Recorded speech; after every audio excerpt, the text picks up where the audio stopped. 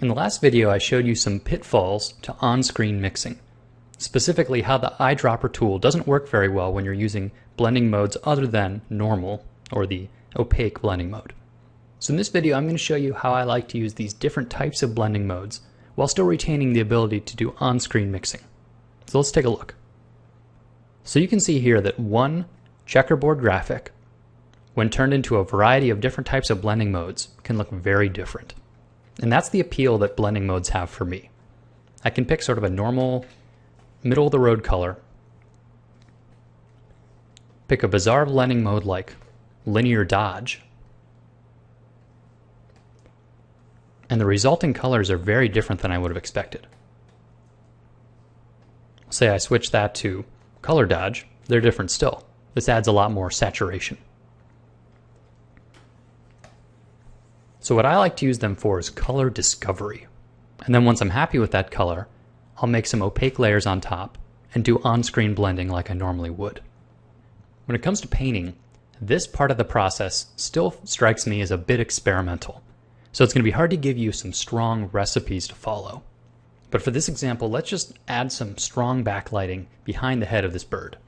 So I'll make a new layer, and I'm going to try linear dodge, because through my experimentation I found that this one seems good for making sort of hot illuminated areas.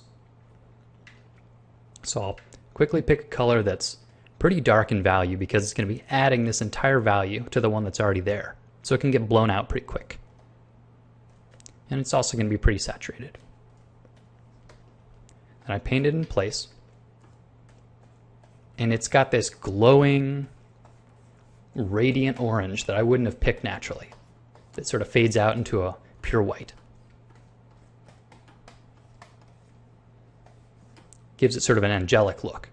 If this is what I want, this sort of overexposed glowing quality, well then I'll stop using different blending modes. I'll now make a new layer, set to the normal mode, and do my on-screen blending as I normally would. So I'll sample from the colors that are there and paint them in with opaque paint. And in this way I get the control that I'm used to with on-screen blending, because this is the easiest way to render for me.